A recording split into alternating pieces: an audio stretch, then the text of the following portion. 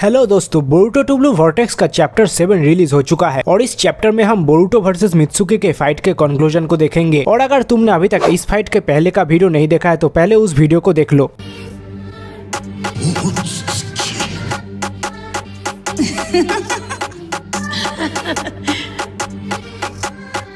Boruto, do it again. इस chapter की शुरुआत ही मित्सुकी के यादों से होती है, जो बोलता है, मैं ही वो चांद हूँ जो अंधेरे में जलता है, लेकिन किसी और चांद की तरह मैं खुद से रोशनी नहीं दे सकता, इसलिए मुझे सूरज की जरूरत है जो मुझे रोशनी देगा और तभी मैं अंधेरे में भी ब्राइटली जल पाऊंगा। सारी लाइफ ही मैं अपने इसी आइडिया के साथ जीता आ रहा हूँ, लेकिन ये फर्स्ट टाइम है जब मुझे ये समझ आ रहा है। कावाकी।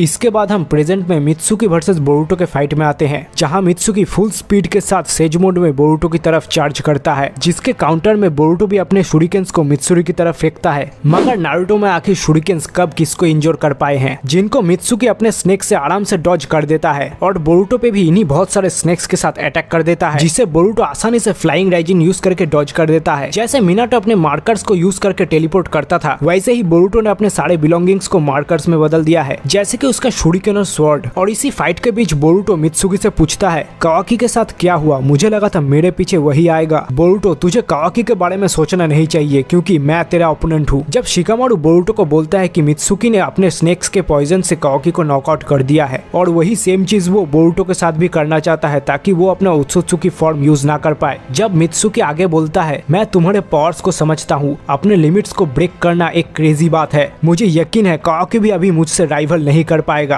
और हाँ, शायद ये बोल के मित्सुकी ने बहुत बड़ा फेंक दिया है, भले ही इसमें मेरा जान ही क्यों ना चला जाए, फिर भी मैं तुझे कावाकी को मारने नहीं दूंगा। बस बहुत हुआ, कावाकी कभी मेरा राइवल नहीं होगा और आखिर में तुम दोनों सेम हो। ये एक मीनिंगलेस फाइट है जिसपे मित्सुकी बोरुटो की एक ना सुन के उस पे अपनी पूरी ताकत से हमला करने लगता है और अपने अंदर से बहुत सारे स्नेक्स के क्लोन बना के बोरुटो पे छोड़ देता है, जिसे बोरुटो डॉज तो कर देता है मगर मित्सुकी के अटैक से चारों तरफ तबाही मच जाती है। और आखिरकार इसके जवाब में बोरुटो अपने स्वॉर्ड पे लाइटनिंग का यूज करते हुए एक के बाद एक मित्सुकी के सारे क्लोन्स को एफर्टलेसली काट देता है और आखिर में मित्सुकी बोरुटो को एक बार में ही फिनिश करने के लिए उसके लाइटनिंग स्नेक का इस्तेमाल करके एक बहुत पावरफुल अटैक कर देता है। मगर इस अटैक को भी बोरुटो अपने खुद के लाइटनिंग अटैक से काउंटर करता है और इन दोनों अटैक्स के टकराने से बहुत बड़ा धमाका होता है। और इसी के आफ्टर इफेक्ट के स्मोक का फायदा उठा के बोरुटो अपने स्वॉर्ड को एकदम मित्सुकी के गले के पास लाके रोक देता है। तू बस देर कर रहा है बोरुटो, मुझे मारना है तो मार दे। तुम मुझे मारना चाहते थे, शायद अब नहीं, मुझे पता है ये फ्रस्ट्रेटेड है, तू आखिर कहना क्या चाहता है? ये सब तुम्हारे बिलीफ के साथ कॉन्ट्राडिक्ट करता है। ये कावाकी है जो तुम्हें शाइन करने में मदद करता है, लेकिन क्या तुम खुद से शाइन नहीं कर सकते? तुम डीप डाउन यही फील करते हो, क्यों है ना? तू कुछ नहीं जानता बोरुटो, तू बस एक नोबडी है जो सोचता है वो सब कुछ जानता है। मुझे समझ आता है, एटलीस्ट मुझे पता है कि तुम्हें एक सन चाहिए, सो अब से मैं तुम्हारा सन हूँ। जो सुन के मित्सुकी अनईजी फील करता है और बोरुटो को एक बड़े स्नेक से जकड़ लेता है, लेकिन बोरुटो कुछ नहीं करता, वो बस शांत होकर खड़ा है। जबकि मित्सुकी बोरुटो की बात सुन के बहुत ज्यादा अनईजी हो गया है और उसे समझ नहीं आता है कि बोरुटो के इस बात के जवाब में उसे क्या कहना चाहिए। जो देख के बोरुटो बोलता है कि मित्सुकी डिफेंसिव हो गया है और अंदर से उसे भी ऑलरेडी पता है कि कावाकी उसका सन नहीं है, उसने कभी भी मित्सुकी के ऊपर शाइन नहीं किया है और ये फ्रस्ट्रेटिंग होने के बावजूद सच है। जो सुन के मित्सुकी अपने स्नेक्स को वापस बुला लेता है और बोरुटो से पूछता है वो आखिर कौन है? तुम्हें चिंता करने की जरूरत नहीं है मित्सुकी, मुझे कावाकी को मारने का कोई भी इंटेंशन नहीं है। ये सब एक मिसअंडरस्टैंडिंग है जिसे सबको मिलकर सॉल्व करना चाहिए, क्योंकि जब भी दोनों भाई के बीच कोई भी प्रॉब्लम होता है तो उसे सॉल्व करने का रास्ता भी होता है। लेकिन फिर बोरुटो, क्यों आखिर तूने 7th होकागे को मारा है? जब बोरुटो सबको रिवील करता है कि नारुतो और उसकी माँ अभी भी जिंदा है, जो सुन के सब लोग चौंक जाते हैं। तुम आखिर हो कौन बोरुटो? जब बोरुटो मित्सुकी को ये बोलता है कि जब भी उसे बोरुटो की जरूरत पड़ेगी वो वही होगा, और तभी दूसरी तरफ कावाकी मित्सुकी को गाली देते हुए एइडा के पास पहुंचता है और उसे मित्सुकी के वेयरअबाउट्स के बारे में पूछता है। इसके बाद फोकस फिर से बोरुटो पे आता है जब वो शिकामारु को सारी चीजें एक्सप्लेन करता है और एइडा के ओमनीपोटेंस के एबिलिटी के बारे में सब कुछ बताता है कि कावाकी ने कैसे सारे फैक्ट्स को ही डिस्टॉर्ट कर दिया है और इसे रिवर्स करने का भी कोई तरीका नहीं है क्योंकि सारी मेमोरीज सभी के लिए रियल है। लेकिन अगर वो ऐसा कर भी सकते तो बोरुटो और कावाकी का फाइट फिर भी चलता रहता। जब शिकामारु बोरुटो का सारा बात सुनने के बाद उसे इनोसेंट मान के उसे बैकग्राउंड से हेल्प करने में राजी हो जाता है।